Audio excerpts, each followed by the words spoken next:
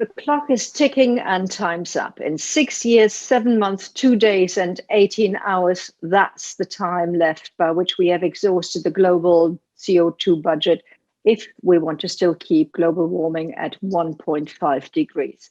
The clock is ticking on a research institute's website, but much more for all of us. The promises and demands of the Paris Agreement have to be substantiated with climate action, prompted by the right policy frameworks, both regionally and nationally. Some individuals are changing their diets, stop flying. Some groups are driving reforestation and mangrove restoration. Yesterday, here at the GSS, we talked about sustainable computing. Whilst all of these actions are praiseworthy, and whilst today even law courts enforced a faster and better climate actions, like the ruling against Royal Dutch Shell this week and the ruling of the highest German court for the rights of the future generations demanding a tougher climate law in Germany, they are just two examples. Whilst all of that is going on, we need action and traction by all the major economies, including the EU, the US, and China. And they have committed themselves to ambitious targets, i.e. net zero by 2050 or even earlier. What we need is a systems transformation. The easiest means at present seems to be to put a tax on all economic activity that has a carbon footprint. In the past years, the idea has gained traction on all continents, but we see a great diversity of carbon price systems in the world. The instrument, as much as the effectiveness of other climate action policies shown in the intended nationally determined contributions, was for the last year and a half under scrutiny of a group of scientists, and they're going to share the results with us today. So it's not quite published yet, but the study is almost finished. And then we're going to have a Chinese, a European, and a US view on the panel to discuss the issue further. My name is Conny Schimmel. I'm a moderator focusing on climate change, and I'll introduce our valued panel members in a moment. Having said that, on the day 2 of GSS, you, ladies and gentlemen, are probably aware how you can steer our panel debate with your chat questions. But first, I'd like to ask Sonja Petersen, my co-moderator, chat moderator, professor at the Kiel Institute of World Economics, and one of the members of the steering committee of this study called EMF 36 Carb-Free, to do the honors and present our keynote speaker, John Wayne, for us. Yeah, thank you very much, John. I'm very happy to have you here. Let me briefly also introduce you to our audience here. So John Wayand is professor of management science and engineering at Stanford University. And he's not only a very renowned scientist in the field of energy and environmental policy analysis, but also a very experienced and active advisor, for example, to the UN, to the European Commission, to the US Department of Energy, to the EPA, just to name a few. And last but not least, he is the director of the already mentioned Energy Modeling Forum. So what's the Energy Modeling Forum, the EMF? The idea of the EMF is to bring together leading experts and decision makers from government, industry, and research. So very much in the same spirit as the GSS. And the EMF is the main idea is to set up studies that analyze environmental and energy issues. And in each study, modelers from all over the world are brought together to compare model results of jointly designed scenarios and to discuss key conclusions. And in this context, I was co-organizing together with Professor Christoph Böhringer from Oldenburg University and supported by funding of the German Ministry of Science, such a study on carbon pricing after Paris. And we will begin this session with a brief introduction of the main results of this study. And for this, the floor is yours, John. Great. Thank you very much, Connie and Sonja. I very much appreciate the opportunity to be here today with you. Welcome from sunny California, although the sun's not quite up yet at this hour. I'd like to give you a brief overview. I've been asked to give a brief overview of the EMF 36 study and the results from it.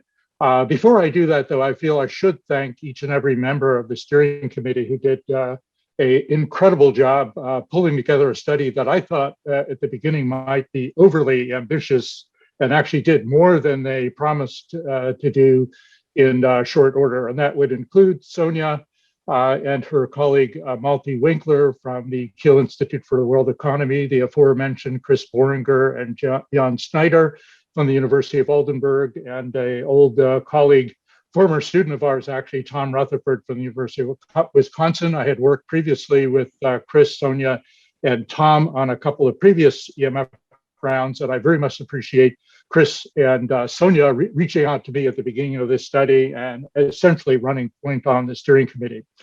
So I only have probably 8 minutes left now, so let me be quick in describing the study, a very ambitious study. It's really kind of an economist study, and the title, working title of the summary is Climate Policies After Paris Pledge, Trade, and Recycle. So it actually combines in a clever way several themes from previous environmental economics and integrated assessment, mostly CGE style modeling. So it's very much kind of focused on what economists, practical oriented economists have to offer, and builds out, as indicated, from the idea of taxation at the country level. I will point out that much to my surprise, this year I've signed on to two large petitions supporting carbon pricing here in the US, one instigated by a group of students nationwide, and the other by an alumni who's been working with what's called the Citizens Climate Action Lobby, both projecting that. This study goes well beyond individual country carbon pricing into the international domain. It is a 17 model, mostly CGE style modeling, model intercomparison projects with 15 global models and 2 country level models. It's a group of models that has been studied, has previously studied in great depth trade implications of climate policy. So that's one of the elements of it, but the base study design kind of has 3 dimensions. One is baseline scenarios, non-policy introduction scenarios, and there were 2 baselines considered, one by the IEA in Paris and the other by the EIA here in the US in Washington, DC. And then 3 climate policy targets, essentially the INDC unconditional targets, the NDC's conditional targets, and a 2% scenario that takes off from the conditional targets and gets us on track, according to the models, for a 2°C scenario. And then interestingly, around that is built a set of more detailed scenarios having to do with the degree of international emissions trading. Again, we've done a couple of studies on that before. This is much more ambitious and much more aggressive. So there is a no international emissions rights trading scenario where each region and country meets their targets on their own. There is a global trading regime across all sectors. There is energy intensive trade exposed trading only for all countries. And then another element that we've seen only a little bit before, kind of a coalition formation or club formation, as some people have called it, which includes 2 coalitions, the EU and China, and an Asian coalition composed of China, Japan, and Korea, for reasons that are probably obvious. I note as a US person, no US in any of those. Hopefully in the discussion period, we'll be able to go back to that.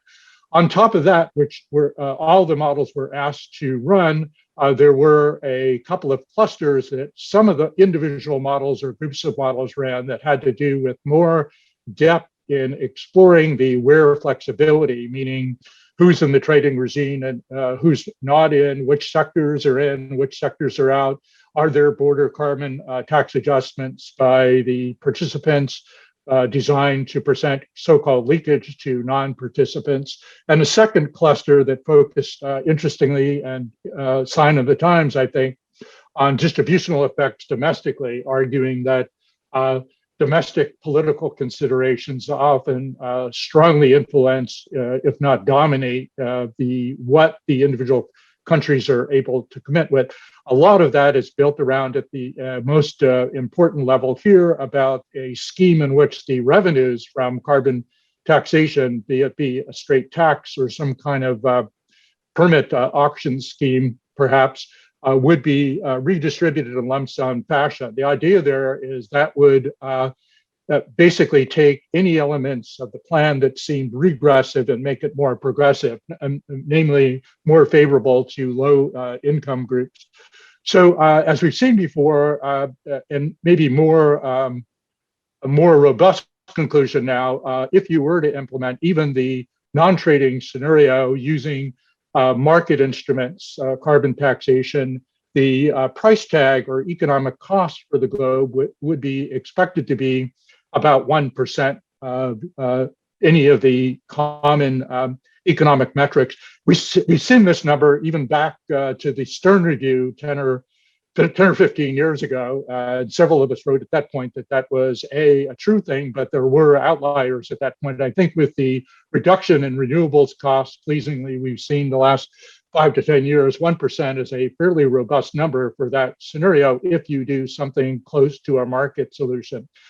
Second, if we then introduce emissions trading as broadly as possible, substantial reductions in that number could be achieved, maybe for even regional schemes, 20, 30% for full global trading, maybe 50% or more. I don't want to get into too many details because the models differ, but ballpark, those seem like fairly robust conclusions at the level I mentioned. And also, if the emissions trading schemes were implemented, it would give the policymakers some ability to adjust for international inequities, imagined, perceived, or real. And as I mentioned, the other big component of this, tying many, many themes together in an ambitious but extremely useful way, in my opinion, there is for domestic political and equity concerns, quite a few of the models were able to do lump sum recycling to try to show the equity results from the point of view of the individual countries or regions involved in the trading regime. So with that said, I think that kind of lays out the basic structure of the study, what was included, what wasn't included, and some of the basic numbers that come out of it. Back to Connie's theme, this is according to this style of modeling and this way of thinking and this way of organizing or influencing policy, kind of a ballpark set of numbers required to achieve at least the 2 degrees thing. I don't know actually if 1.5 was considered, but there is literature looking at 1.5, which gets to be a little bit harder apropos of the last few IPCC rounds and the special report on 1.5 degrees. So with that said, I'd like to turn it back to Connie to introduce the panelists, and also looking forward to answering any questions we get on this study from the audience. Connie. Sure, will do. Thank you so much. And just to refer back to the clock that I was talking about, it does have a 2-degree scenario, and that's 25 years. But I think if one just hears that number, it's less than 7 years. If we actually want to hit the 1.5, then I think it's a tiny bit more dramatic. But that's probably from a journalistic point of view. And it also sort of conveys a sense of urgency. Having said that, I'd like to introduce both Anthony Cox and Zhang Xiliang. And let me start with Professor Xiliang. He is director of the Institute of Energy, Environment and Economy of Tsinghua University, and very happy that you're taking your time right now, being almost midnight in Beijing. You're also director of Tsinghua MIT China Energy and Climate Project. You've been involved in many, many of the guiding proposals for the Chinese policy on also on resource efficiency, on on low carbon development strategy. You've been an IPCC lead author, so and I know that you know about the study that we've just been talking about because you chipped in from time to time. Now, there is one thing that's really fascinating that's going on. There are actually two aspects. China is right at the moment starting its emissions trading system, its carbon emissions trading system. And in the new taxonomy it's setting up for the financial markets, carbon is also priced in. So right at the moment, the trading system has targets for emissions per output, that is the intensity of the targets. So right at the moment, some people around the world wonder whether it is a binding instrument and it works as economists imagine carbon pricing to work. So could you just sort of take us on the Chinese pathway, on the Chinese way of thinking? Okay, and thank you very much. It's really a great pleasure to be here to join this very interesting discussion. I also just heard John just gave a very excellent presentation on the EMF the working. So I think now, so maybe you also know from the last year, in last September, President Xi announced the China's, I call it, new climate pledge, that is to peaking China's CO2 emission before the year 2030, and also achieving the carbon neutrality before the year 2060.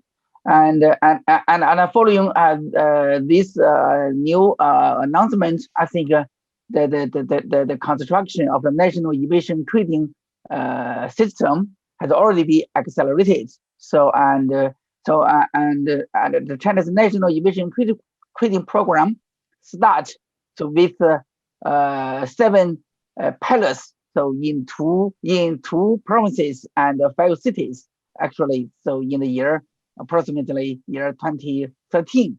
So now, so this year the China national emission trading system will have the first compliance. They entered the first compliance period. And also next month, there will be actual trading take place for the national emission trading program. And so I believe, so this will be very important, policy instruments for China to achieve the carbon, the early peaking targets, and also the carbon neutrality targets. Yes. So right now, the China's emission trading program, so it's not a mass-based program.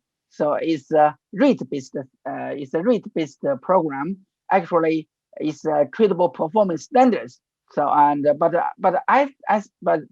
even though so even it's a rate-based system, but I think also it will be also provide very important incentives for the new technology innovation and deployment, and also promote the transformation of the economy.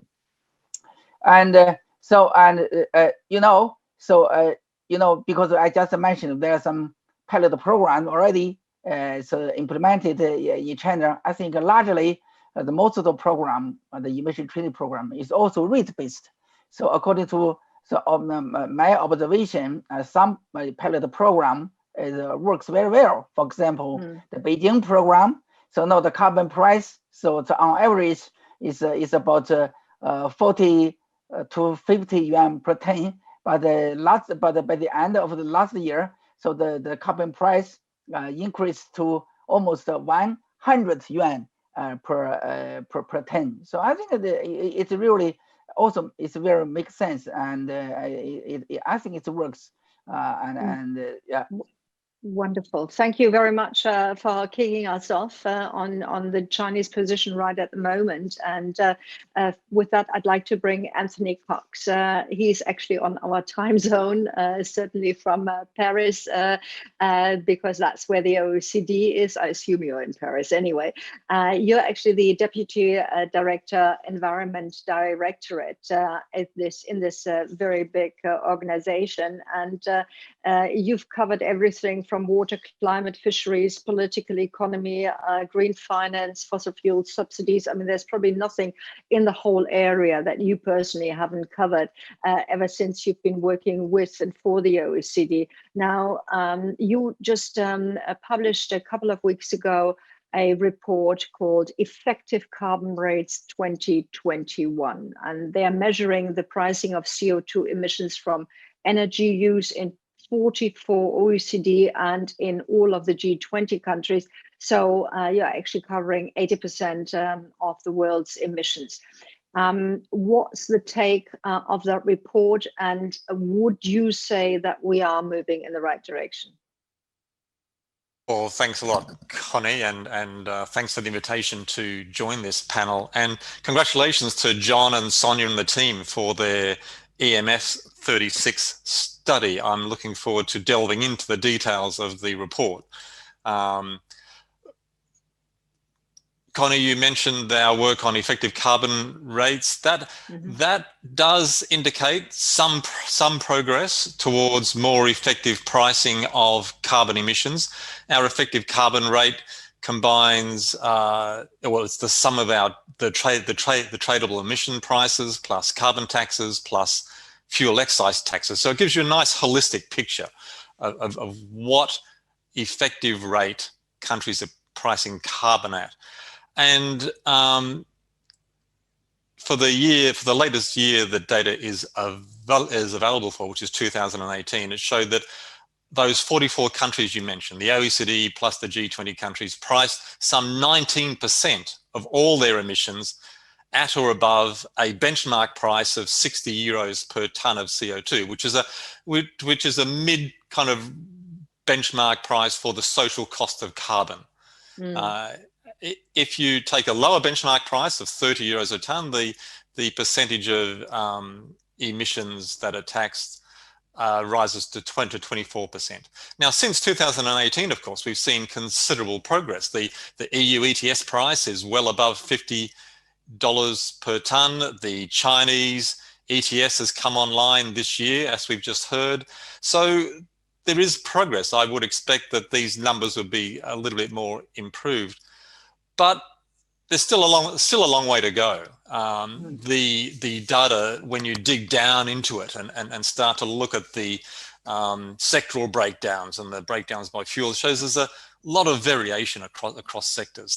The road transport is highly taxed for carbon pricing. Around 90% of emissions are taxed above 60 euros per tonne. But for industry, for electricity, for residential and the commercial sector, the rates are very, very low, around 5% of emissions covered at at that benchmark price. And it's also very variable across countries. A number of OECD countries are right up there in terms of having more than half of their emissions priced above 60 euros per tonne. But a lot of countries, and including the emerging economies that we cover, have very low rates. So there's huge variation across countries. So there's a lot of work to be done to try and even this out.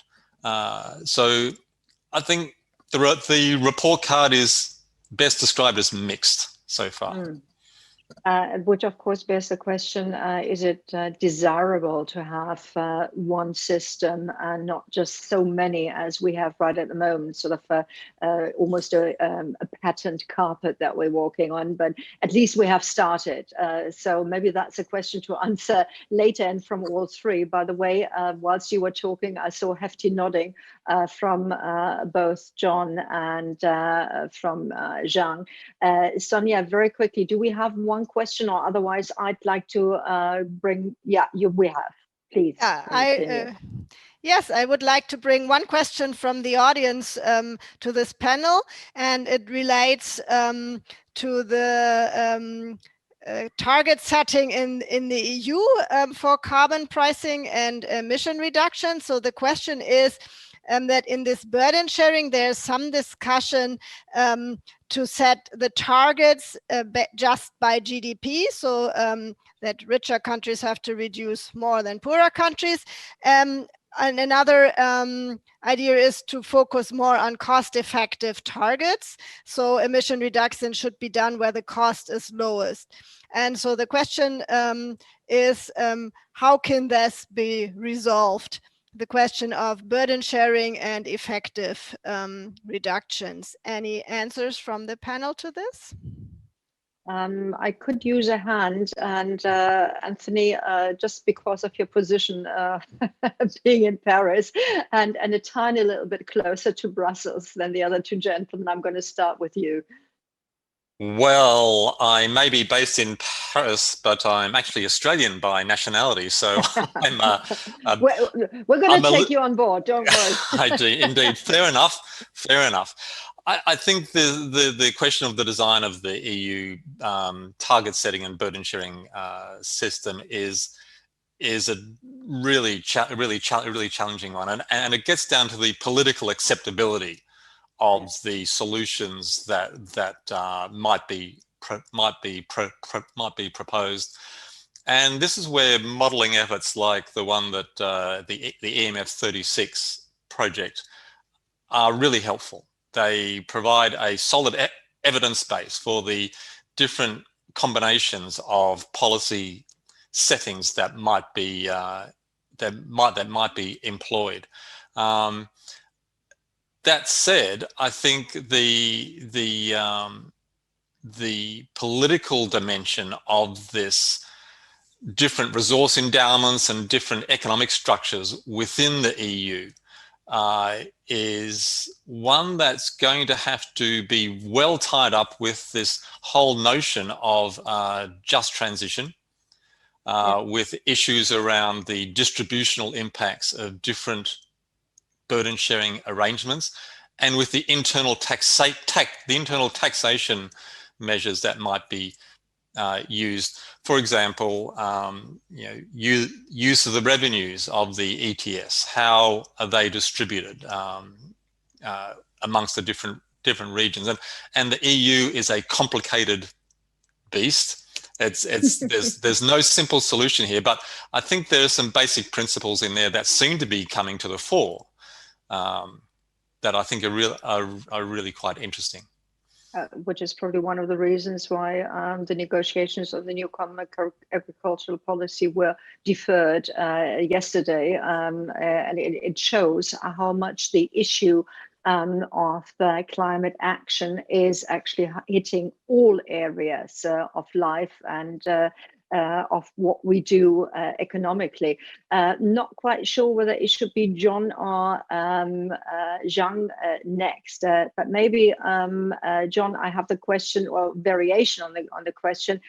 When is the US going to get started in the first place? Because up to now, in the last couple of years, of course, there was a bit of a handbrake. But we now have Biden's buy-in and enthusiasm, one should say, being back on the climate negotiating era and arena. So how do you think this is going to be going in the next 1-2 years? That's a great question. I think first as background, it's important to realize that although the federal government did not do much of anything on the climate account, particularly, as you all know, and we're grateful, hopefully you'll let us get back in. We're grateful that other areas of the world kept the flame burning on international negotiations and agreements. But here in the US, we've actually had quite a bit of action outside the federal government. So I will remind people or tell people there has been an explicit project called America's Climate Pledge, which was essentially financed by high net worth individuals. You know them, Michael Bloomberg and others, and run mostly through non-government organizations and state activities. So they tried to say, given the final Obama NDCs, how close to those can we get without any action at the federal level, recognizing that's hard to do and probably is not a good long-term solution. And those were increasingly encouraging, in fact, fed back to the various constituencies as, can you do a little bit more? Can you do a little bit more? At the same time, all the apparatus used in the US in the Obama administration was kind of moved out of or in the basements of government, but outside into the NGO community, as Professor Zhu Yang probably knows, doubtless knows, because some of his people were involved in it. The US strategy under Obama and even previous to that in the Clinton administration was kind of bilateral negotiations to augment the formation of a global regime. And there was a group at the end of Obama of both policymakers and modelers who worked in that behind the scenes that led to the joint Xi-Obama announcement a year before Paris. And then that kind of set the stage for the NDCs. And there are similar things that went on in other countries. So that apparatus was kind of taken outside of the government, at least on our side. I'm thinking China probably, for example, maintained, and that is all coming back now. So I can't really forecast exactly what will happen, but there is a reestablishment of the social cost to carbon activity as well. So a number of things that were temporarily outside government are back in. So it's not like we're starting from scratch here. Now, in the politics, I know, Connie, you were interested in this. I think carbon taxation is very difficult in the US Congress. So on the other hand, one thing that we've seen mostly economists been interested in doing is getting the principles that come from a carbon pricing regime into the design of whatever instruments go through the Congress on the one hand, and also advising the Biden administration on what they might need to do or have to do through executive orders, which has been the operational way we've done climate policy. Again, better than nothing, but not a good long-term solution. Just to remind people, in the US, we have this unfortunate situation where a binding global climate agreement has to pass the supermajority in the US Senate. And that seems rather unlikely at this point. So I think the Paris architecture, which does allow some flexibility and discretion in this, may be a good thing in the short run. Maybe as time goes on, the politics will change and it'll be possible to do a long-term binding agreement. As you've seen, the other thing that's happened is a reinitiation of the INDC process itself. And the Biden administration announced just last week the aspirational goal of roughly doubling the original 25 to 27% below 2005 target. And I think they're quite serious about that. Whether it gets implemented through an infrastructure bill or, executive order in that regard, executive order on climate, using the social cost of carbon or not is difficult to predict this time. But I think the stars are aligned to have the U.S. is, I think, back again, both domestically and for this audience internationally. I do get that's what the current president wants to do. And I think given he's got at least almost 4 years to do it, you'll see substantial action. Sorry to take so long. Thank you very much, John. That was a long question to a rather simple question. But I have heard you, and we heard originally that you said there is some cooperation between the US and China. Now, what I would like to refer to is the cooperation between China and the EU. As I just said, in the new taxonomy, there seems to be a sort of let me say, a look from Brussels to Beijing and a look from Beijing to Brussels. What are they doing? Can we maybe align it to a certain extent? And what I perceive right at the moment is that one scenario of a small climate club is a linked EU-China ETS that could achieve large cost savings. So is that maybe a realistic option? Is that something that would get the buy-in both from Beijing and Brussels? So, and first, I think it's a great idea. Yeah, I think it's a great idea, and in terms of how to say addressing the climate change and cutting the carbon dioxide emissions, and also I think it's also helpful for say a good relationship between the China and the EU.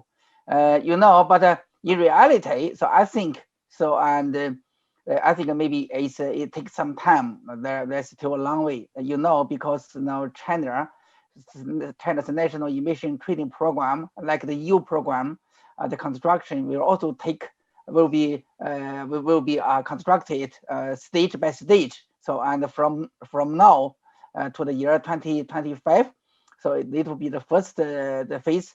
The most important thing is to extend the coverage of the emission trading program from the power sector to other 7 energy intensive sectors, eventually regulating about 72% of China's total CO2 emission. And from the year 26 to the year 2030, so there will be a transformation of the emission trading program from the rate-based system to mass-based system. So and after the year 2030, so maybe it's the third phase. At that time, China's emission trading program can be really comparable to the EU the program. So I think in this context, I think in the past, there is a good relationship, good collaboration, so between the EU and China, so in terms of the construction of the China emission trading program. And so I hope so in the future there's still huge opportunities to cooperate. So in the future, and also this is one point. I think the second point, maybe we also should need to include the US. Okay, so the China and EU work together is good, but it will be even better. So if we include the US. Okay.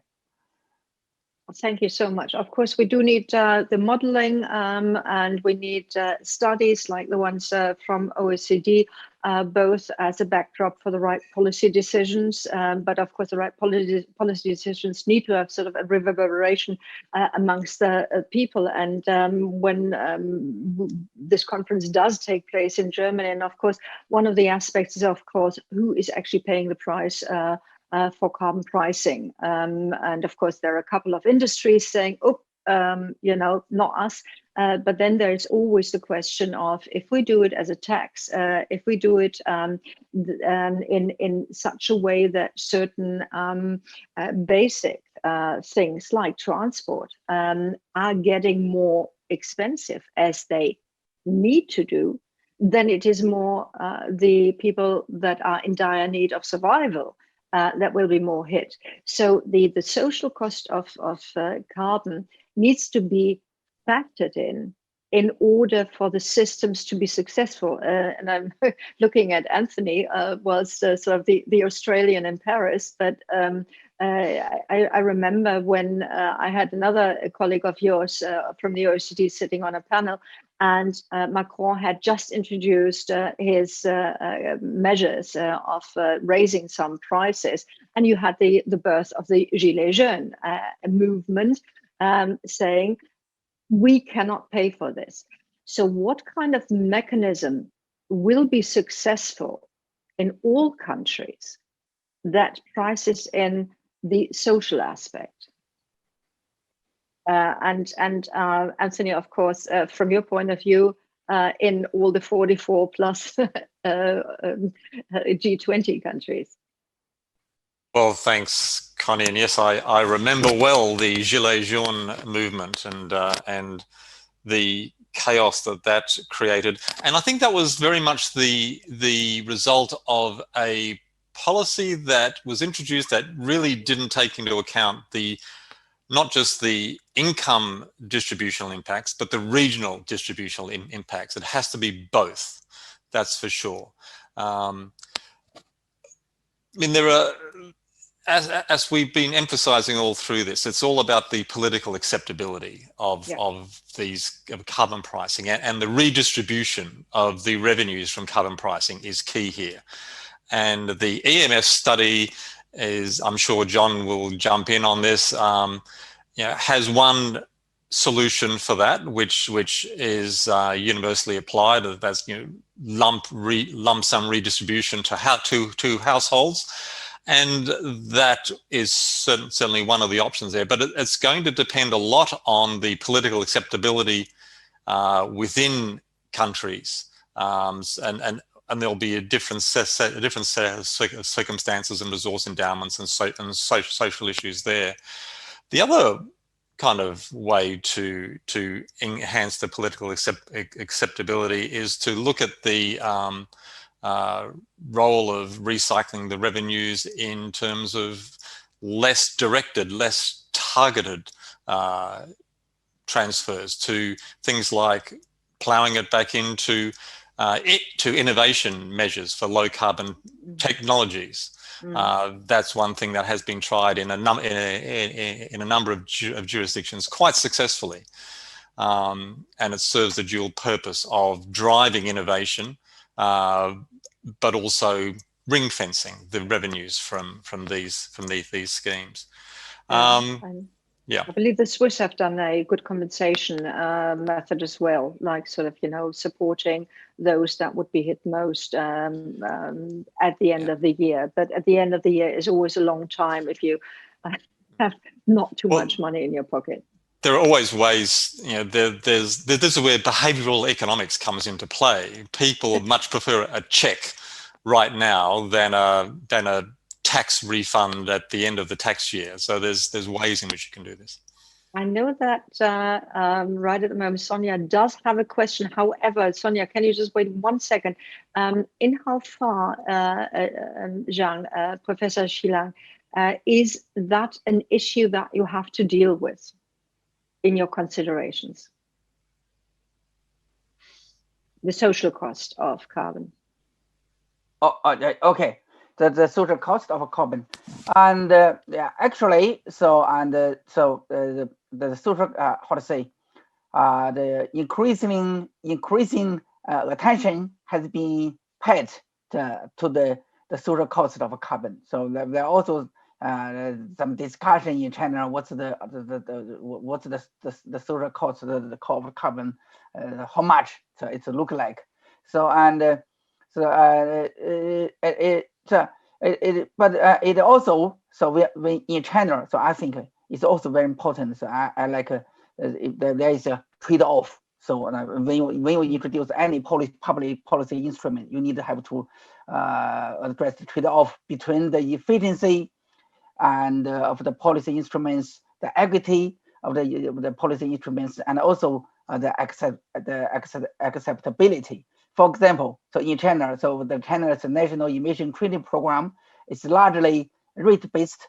So it's very much consider a trade-off between the efficiency of the policy instruments and also the political acceptability. So it's a result.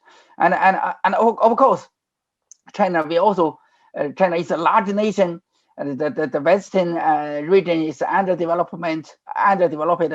compared to the eastern part.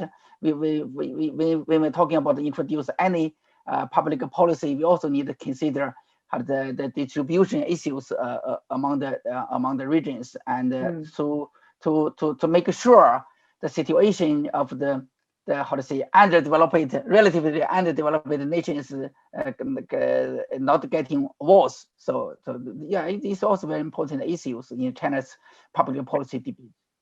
Thank you so much. And Sonia next, and I suppose then it needs to be John, and then we're almost done.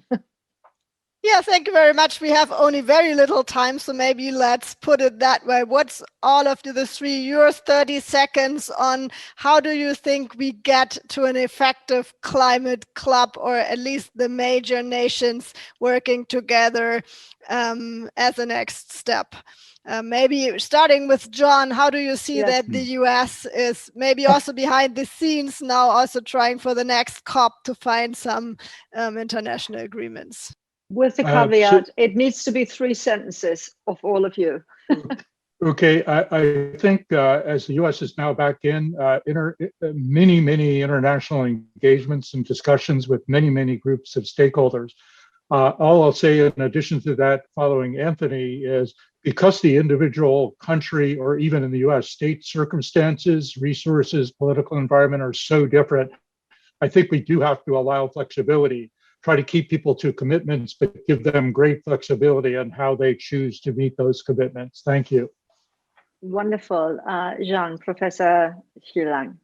So far, according to my observation, the dialogue and the communication between China and the EU, at least on the climate change issues, is very constructive and is good. And I hope the situation at the same time take place between China and the US, also on the climate change topic. Thank you so much. Anthony, 3 sentences. Connie, the big challenge, I think, is the elephant in the room that we haven't discussed in this session, and that's border carbon adjustments. I don't think that we're going to solve this push towards a global carbon price without addressing that. But that's a whole different session. Thank you. You can become my co-moderator, absolutely, because 45 minutes actually is not too long of a session. All I can say is thank you very much for sharing your insights with us. I know that it's a topic that will come up again and again as it actually gets traction in diverse systems, and then we sort of need to align them.